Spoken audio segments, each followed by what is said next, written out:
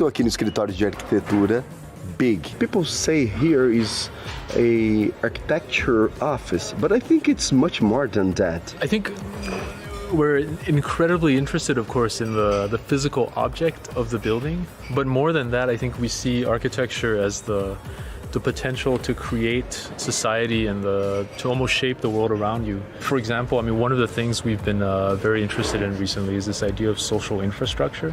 So taking the infrastructure of the past and turning it into the social infrastructure of the present. One example is the Superkilen Park here in Copenhagen, which is actually a disused former rail yards in one of the most ethnically diverse and sort of challenged neighborhoods. So what we did was we went to the public and we said, what would you like to see here? That's and nice. We made the park, in fact, sort of a global collection of objects, each one that represents one of the nationalities that lives in that area.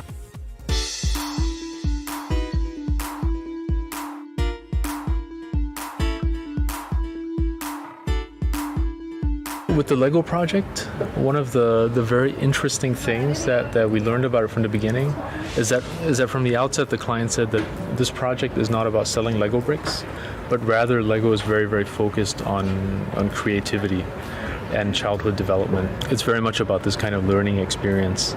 Of course, the building itself appears almost as a stack of Lego bricks. So there's not a single column in the entire building. Oh, really? It looks like it's just stacked boxes as you would stack Legos. So it's almost like these boxes that are interconnected.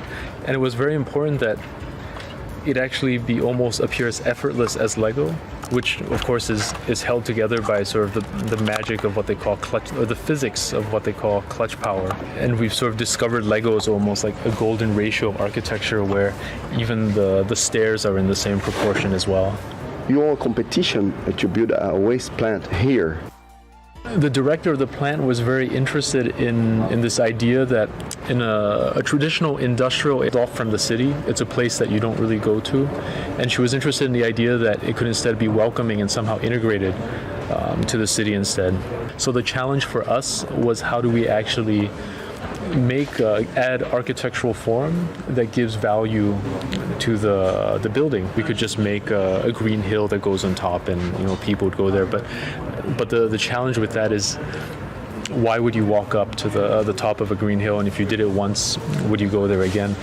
So the Danes love to ski, but Denmark, as you know, is completely flat. There's not a single hill here, and somehow, I mean, we thought, if you're going to go to a waste plant and go up 100 meters, you're not going to want to walk up a park to get there. It needs to be something where you go up not only once, but over and over again.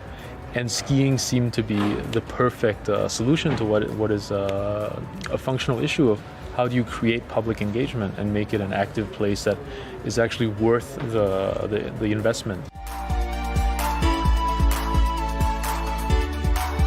How do you see architecture in the future?